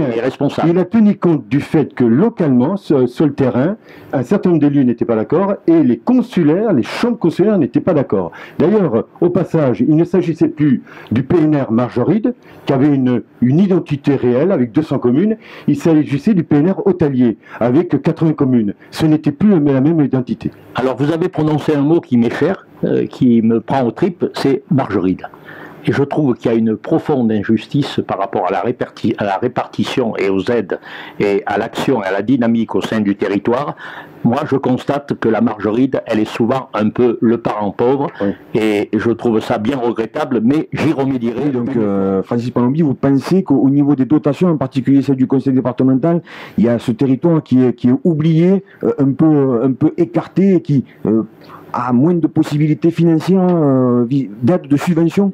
Moins d'intérêt, notamment sur le plan touristique. Est-ce qu'il n'y avait pas des rapprochements qui pouvaient se faire d'une manière, par exemple, au Brac, Margeride? Ce que je vous dis à l'antenne, je l'ai dit à Sophie Pantel, que je connais bien et avec qui je l'ai dit, j'ai hâte de travailler activement avec Patricia Brémond, entre autres. Nous avons abordé ces sujets. Sur certains sujets, je pose beaucoup de questions. Ça peut paraître normal et je ne suis pas encore élu, je ne suis pas aux commandes. Les dossiers, je les prends en compte et je les étudie à mon humble niveau pour l'instant, mais avec une casquette de candidat et pas une casquette d'élu en place. Voilà, donc j'ai remarqué que au niveau dotation, et ça me permettra de dire un mot sur le tourisme. J'ai oublié tout à l'heure, en début de question, ce que j'avais ressenti de mes rencontres avec les élus et les citoyens. Pratiquement tous les maires ne sont pas vraiment satisfaits mais j'en ai également parlé au conseil départemental qui se penche beaucoup sur ces dossiers et qui, je le pense, avec les élus, fera avancer les choses. Oui, la coordination, la promotion du commerce en Lozère, à mon point de vue, n'est pas suffisante. Alors, je ne veux pas apparaître le député qui va se mêler de tout, parce qu'on me le fera remarquer, mais quand même, un député, il est là pour prendre les intérêts du département. Et à ce niveau-là, je me pencherai sur ce dossier. J'ai demandé déjà à rencontrer des personnalités du tourisme, déjà pour m'informer, pour comprendre. Parce que si on veut agir, il faut comprendre. Et ça, c'est mon rôle et c'est ma définition. Oui, là-dessus, simplement, pour le département, le conseil départemental, la politique qui a été menée ces 3 dernières années a fait que le conseil départemental a perdu 10 millions d'euros. Et quand on perd sur 140 millions, 10 millions, non, on passe à 130 millions, ça dit on a des difficultés à entretenir les routes départementales, à financer les maisons de retraite, à financer les centres pour personnes en situation de handicap. Donc il y a d'abord à revoir les dotations. Et Emmanuel Macron dit qu'il va continuer à faire des baisses de dotations de l'État aux collectivités locales. Ça dépend où. Je suis un peu interrogatif. Quant au tourisme, on peut faire beaucoup d'espoir. Il y a une diversité, c'est la chance de notre département. On a Décos, l'Aubrac, la vallée du Lot, les Cévennes, la Margeride, le sud de la Lozère, le Gévaudan, le Gévaudan. Voilà, on a un département très composite dont il faut arriver à promouvoir l'ensemble du territoire. C'est pas toujours très simple et c'est un travail qui est fait par le CDT, le CRT. C'est un sujet récurrent. Il y a un sujet aussi, c'est l'hôtellerie rurale. C'est une catastrophe. Et il y a une politique à mener en matière d'hôtellerie rurale, et j'interpelle d'ailleurs le conseil départemental là-dessus, et la région. Il faut lancer un grand plan, comme on l'avait fait il y a 15 ans, pour financer au moins à 35-40% à la fois les mises aux normes sécurité, l'handicap, l'accès handicap, et puis la rénovation pour arriver au moins à du 2 étoiles. C'est l'accueil. Alors, lors de vos visites dans les différentes communes, on vous a donc fait remonter ce qu'on a évoqué là. On a dû aussi vous parler de la diminution des services publics en milieu rural. Et on a vu que pendant la campagne présidentielle, on évoquait du côté de votre camp, Pierre Morel, 300 000 fonctionnaires en moins. Dans votre camp, M. Palombi, on parlait de 120 000 fonctionnaires en moins. Est-ce que vous pensez que la Lozère peut passer à travers cette, entre guillemets, purge? Et est-ce qu'elle peut conserver ses services publics? Et comment peut-on en faire venir éventuellement dans notre département? Pierre Morel? C'est très simple. 500 000, 300 000, 120 000, on voit bien qu'on est dans une démarche de résorption d'un certain nombre de déficits qui est lié au poids de la fonction publique d'État. Il s'agit pour ma part de revoir ce qui se passe au niveau national. L'architecture des ministères date de 1945. Allez vous promener au ministère de l'Agriculture, au ministère de l'Équipement. J'ai rien contre les fonctionnaires. J'ai contre l'organisation. Un audit devrait permettre à un moment donné, c'est étonnant que le ministre de l'économie et des finances, Emmanuel Macron, ne l'ait pas lancé un peu plus tôt, permettrait de déterminer si c'est utile encore tel ou tel service, tel ou tel... C'est là que l'équilibre doit se faire. Dégager un certain nombre de fonctionnaires au niveau national pour redonner un peu d'impulsion budgétaire, et puis chez nous, on nous affecte les fonctionnaires en termes de ratio population. À un moment donné, on ne peut plus. Je suis intervenu, alors tout le monde s'est gargarisé sur le maintien de la gendarmerie de Saint-Alban. Tout le monde est monté en créneau, c'est moi, c'est moi, c'est moi. Ça s'est fait un matin avec le général Lisuré, je suis colonel de réserve, et le général Lisuré, pour me dire, je vous êtes élevé au grade de colonel, il n'est pas question qu'on vous enlève une gendarmerie dans le département de la Lozère, on vous la gardera. Mais à un moment donné, ce que je crains, c'est que la réorganisation des cantons, qui a été imposée par la gauche il y a 3 ans, conduise à une restructuration de la présence de la gendarmerie sur le territoire. Donc, les 120, 130 000 fonctionnaires, c'est administration centrale, c'est pas les administrations locales. Francis Palombi, votre position par rapport à ça, les services publics en Lozère? Ma position est la suivante. La marque de Monsieur le Président de la République Macron, c'est le pragmatisme, vous le savez. Et il souhaite réorganiser, notamment sur le territoire, la fonction publique, la fonction service au public. Il souhaite la réorganiser, la moderniser, donner plus d'initiative et de pouvoir aux fonctionnaires eux-mêmes, parce que ce sont des gens plus qu'honorables, les fonctionnaires, ils sont nécessaires, mais bien sûr, il faut qu'ils soient au bon endroit. Et en Lozère, il y a des problèmes de fonctionnement, comme ailleurs d'ailleurs, et ne ramenons pas tout. La Lozère, c'est pas le pire des départements, et il s'en manque. On a beaucoup d'atouts, peut-être ne les a-t-on pas mis suffisamment en exergue ou en valeur, mais ça c'est un autre débat, c'est le projet et l'avenir.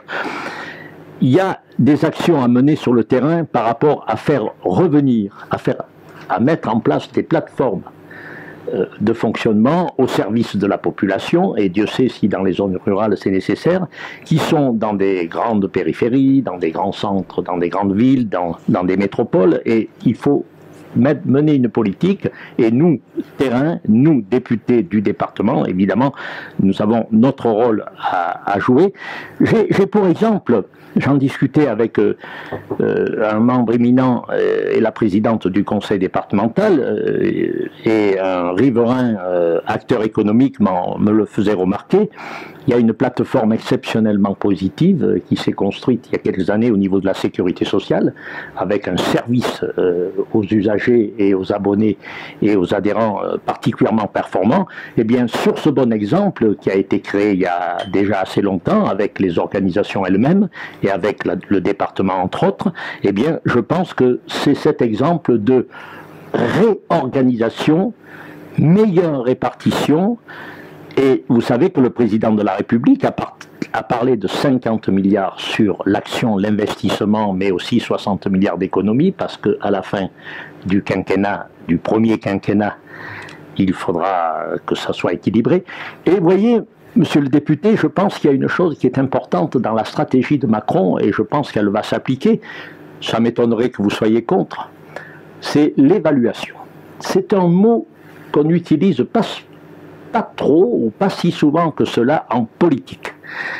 Eh bien, l'évaluation pour le député, tous les ans, on a prévu, on a fait, qu'est-ce qu'on a fait pour les maires, pour les présidents de communautés de communes, pour les ministres et pour le président de la République lui-même. Eh bien, moi, je crois beaucoup, alors vous allez peut-être me taxer de rêverie, mais le rêve doit faire partie, comme disent les Chinois, de la vie, et les Canadiens également, et l'espérance également. Donc, je rêve, mais je m'appliquerai, et si je suis élu député, eh bien, je rendrai ma copie en fin d'année, successivement tous les ans, sur ce que j'ai avancé, promis parfois, et ce qui aura été réalisé. Et je pense que peut-être c'eût été bien que vous ayez pratiqué l'évaluation, parce que au fil de 3 mandats successifs, ça vous aurait permis de jauger votre action. Mais qui dit évaluation dit sanction au bout du compte, si l'évaluation est mauvaise? Mais quand vous êtes dans une entreprise, vous savez, un département, un État, une France, c'est pas qu'une entreprise, mais c'est parfois aussi une entreprise. Il faut la gérer. Si vous vous rendez compte que vous êtes, le président Macron le dit, hein, on doit donner le droit à l'erreur. Il le dit officiellement, hein, parce qu'un entrepreneur peut se planter. C'est un peu inquiétant. Non, le droit à l'erreur, nous sommes là, c'est son côté évaluer des députés. Mais c'est tout en son honneur. Un député qui est élu de l'expression universelle du peuple qui l'élit. L'évaluer, c'est une forme de dirigisme. Je m'aperçois d'ailleurs que, de manière un peu souterraine, le président de la République est assez dirigiste. Non, là, vous faites une erreur d'appréciation. Il a décidé que tous les collaborateurs, faire le point sur son entreprise, seraient désormais nommés par décret après avis du Premier ministre. C'est une sorte de blocage dans les cabinets. Il faut faire un peu attention à ça. Remettre les pendules à l'heure et mettre de l'ordre sur la fonction publique. Dans le fonctionnement. Il y a 2 choses que je voudrais dire. Mon grand-père était professeur de physique-chimie au lycée de Mende. Il est devenu agrégé. Il a fallu qu'il parte. Il n'y a pas de poste d'universitaire, de rang de professeur d'université. Il peut y avoir éventuellement des assistants ou des maîtres de conférences, mais il n'y a pas de poste de professeur d'université. Comme si la Lozère était une sous-zone au niveau universitaire. C'est dommage. Et puis, il y a un scandale aussi que je voudrais régler, si j'en ai l'occasion, c'est le statut de secrétaire de mairie dans les communes de moins de 2000 habitants, où vous avez aujourd'hui un mélange entre je rentre dans la technique, entre les catégories C, des B et des A. Ils font le même boulot, ils n'ont pas le même salaire. Et aujourd'hui, une secrétaire de mairie à 1300 € par mois, c'est quand même pas très facile, compte tenu de l'amplitude du travail qu'elle doit faire. Sur la caisse de sécurité sociale, la gauche s'arroge cette création. Je vous rappelle que c'est pas qu'elle s'arroge, c'est qu'elle a fait le boulot quand même. Il s'agissait d'un dossier qui a été porté par moi-même, la démarche. Par moi-même, par Francis Saint-Léger, par Jacques Blanc et par Xavier Bertrand. Il s'agissait d'une demande qui avait été formulée par les 3 caisses ici, et il ne s'agissait pas de copier ce qui se fait dans les dom-toms, mais de créer un nouveau statut. Il a fallu faire un statut législatif, et c'est la droite qui l'a fait, et c'est la gauche qui se le récupère. Oui, on va passer au dernier thème de le bon exemple. Alors, on parle beaucoup actuellement de cette moralisation de la vie politique, avec la fameuse loi en préparation du côté du ministre François Bayrou. Alors, Pierre Morel, bon, vous avez 3 mandats, vous avez cette expérience, donc expliquez-nous un peu comment vous fonctionnez. Vous signalez que j'ai fait 2 livres, et notamment un livre sur pouvoir et politique, et argent. J'avais proposé un certain nombre de pistes, notamment la suppression de la réserve parlementaire. Un député n'a pas à verser, à distribuer de l'argent. J'étais très minoritaire sur l'ensemble des 577 députés. J'ai même été contesté. Charles de Courson était d'accord avec moi.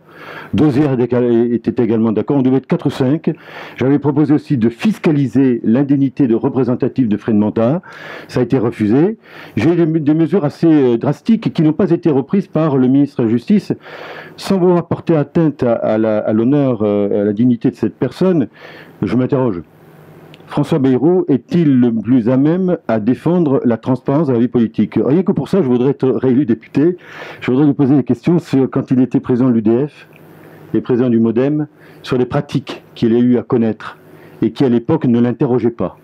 Curieux.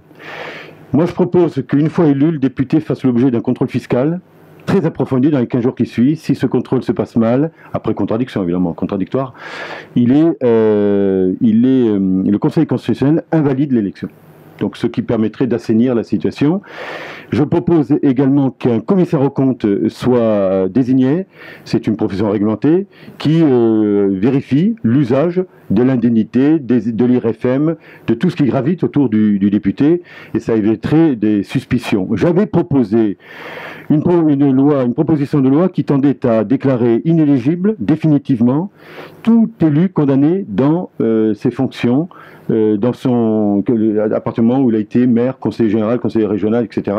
Dès lors qu'il a été condamné pénalement, il ne peut plus se représenter. La gauche l'a refusé, et je constate que je l'ai reproposé au ministre actuellement en exercice, il ne l'a pas repris dans ses propositions, je regrette.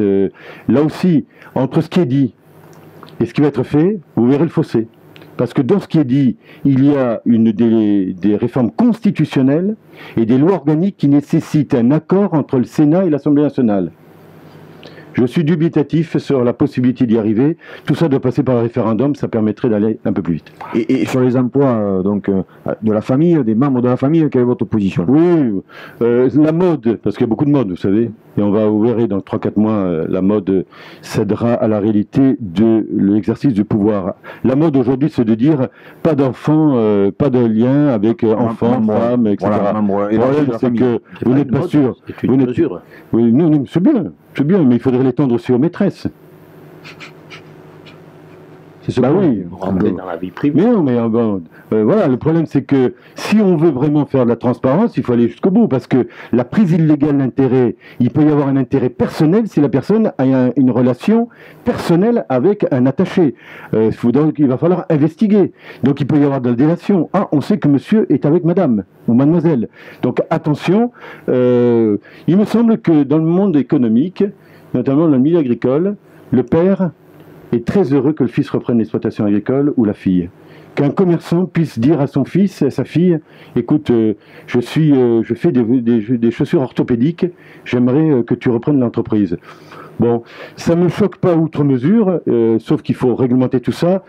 Aujourd'hui, le balancier, c'est aller, il faut laver plus blanc que blanc. Ça, c'est ce qui est dit. Vous verrez qu'à la sortie, ça sera très gris.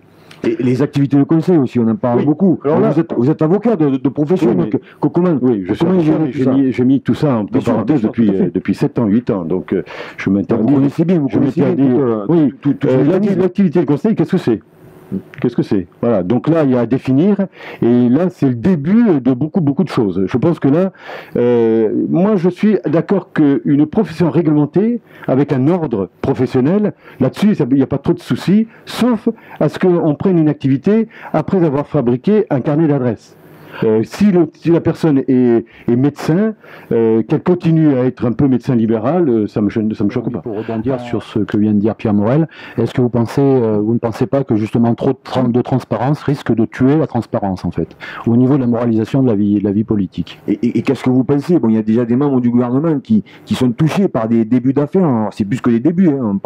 On pense bien sûr à M. Ferrand, mais aussi, Pierre Morel l'a dit, à certains membres du MoDem.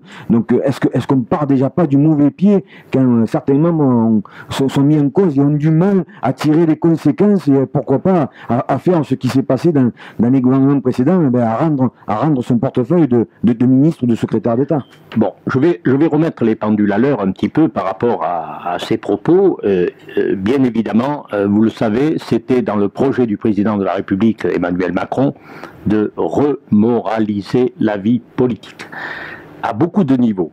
Effectif politique, il a prévu, dans le cadre de son mandat, de réduire le nombre de députés et de sénateurs pour rendre le profil de des chambres plus lisible et plus efficace. Il a émis des règles concernant le personnel employé par les députés. Je pense que c'est une bonne chose. Maintenant, il ne faudrait pas passer non plus dans l'exagération, comme vous semblez le dire, trop de loi tue la loi. Je ne pense pas que ce soit quelque chose qui habite l'état d'esprit du président de la République, surtout pas. Le président de la République est, je me répète peut-être une nouvelle fois, est très pragmatique. Et à ce niveau-là, vous parlez évidemment d'une affaire qui a pu surgir. Bon, mais elle surgit. Là, nous devons être dans la transparence. Il n'y a pas de raison que la transparence... Est-ce que Richard Ferrand va démissionner, Francis Palombi? Question de cœur. Est-ce que vous pensez que M. Ferrand, vu l'état d'avancement de ce qu'on sait, est-ce qu'il aurait dû se mettre en retrait du gouvernement? Écoutez, j'ai eu Richard Ferrand, je le connais, je connais bien Richard Ferrand. C'est un homme d'honneur et un homme remarquable. Bon, ça c'est mon point de vue, ça n'appartient qu'à moi, mais je préfère quand même le dire à l'antenne. Vous savez, Richard Ferrand, d'abord l'affaire de Richard Ferrand n'est pas tout à fait la même que d'autres affaires qui sont survenues, mais je pense que on ne va pas trop prendre de temps dans ce débat pour... D'abord, on n'est pas la justice. La justice doit se prononcer, elle se prononcera, et rassurez-vous, le président de la République prendra en son temps les décisions qui seront les bonnes en toute justice, loyauté et probité intellectuelle. Donc on peut continuer cette loi de moralisation, si vous avez des choses à ajouter. Écoutez, j'avais rappelé l'essentiel, et puis je pense qu'il faut aussi laisser à ce gouvernement sa fin de mise en place, avec ses ministères définitifs, un peu avant, mais après les vacances à la rentrée, eh bien, nous allons nous mettre au travail, y compris les députés. J'espère que je serai de cela et que j'aurai en mémoire les bons conseils de mon prédécesseur. Eh bien, expérimenter après 3 mandats, je le rappelle. Donc, je suis totalement confiant. Emmanuel Macron, pour l'instant, vous le constatez, de son élection brillante, sans discussion, à ses actions, notamment en politique étrangère, on peut être satisfait. Son début de négociation avec les syndicats, ça se passe plutôt bien, et tous les travaux et tout ce projet que nous avons élaboré citoyennement parlant, eh bien nous allons le mettre à profit. Merci Monsieur Palombi, ce débat se termine, il vous reste 1 minute. Pierre Morel à l'huissier, pourquoi les personnes qui nous écoutent, qui nous regardent, doivent voter pour vous dimanche? Écoutez, je crois que les formules aujourd'hui sont importantes. Je vais dire aux Lozériennes et aux Lozériens, 15 ans. 15 ans à votre service, 15 ans en vous disant toujours la vérité, en vous disant toujours ce que je pense, en consacrant ma vie personnelle, voter pour un député de proximité, voter un député efficace, pas pour une étiquette, pas pour un député étiquette. Je sais qu'il y a aujourd'hui des vents forts qui sont compliqués pour moi, je l'assume et je fais ce mandat et cette campagne avec ma volonté de faire, et j'espère que pour la 4e fois, et je le dis avec force, pour la 4e fois, j'espère que les Lozériennes et Lozériens me feront encore confiance. Francis Palombi, pourquoi voter pour vous dimanche? Eh bien, parce que je suis un homme issu de la société civile, que j'ai la chance d'avoir une suppléante jeune, de compétences, qui va travailler beaucoup pour la jeunesse, parce que j'ai une foi intense pour faire bouger les lignes dans ce département, parce que je suis en relation directe, oui, c'est vrai, ça ne gâche rien, avec le président de la République, et puis je veux donner à la Lozère un député de la majorité nouvelle qui s'est mise en place. Merci Pierre Morel-A-L'Huissier, merci Francis Palombi, merci Patrick et Michel pour ce débat qui s'est déroulé dans de bonnes conditions. On l'a compris, vous resterez en relation peut-être après, même si vous n'êtes pas vraiment amis, après le second tour. Et je serai peut-être son attaché parlementaire. Merci beaucoup.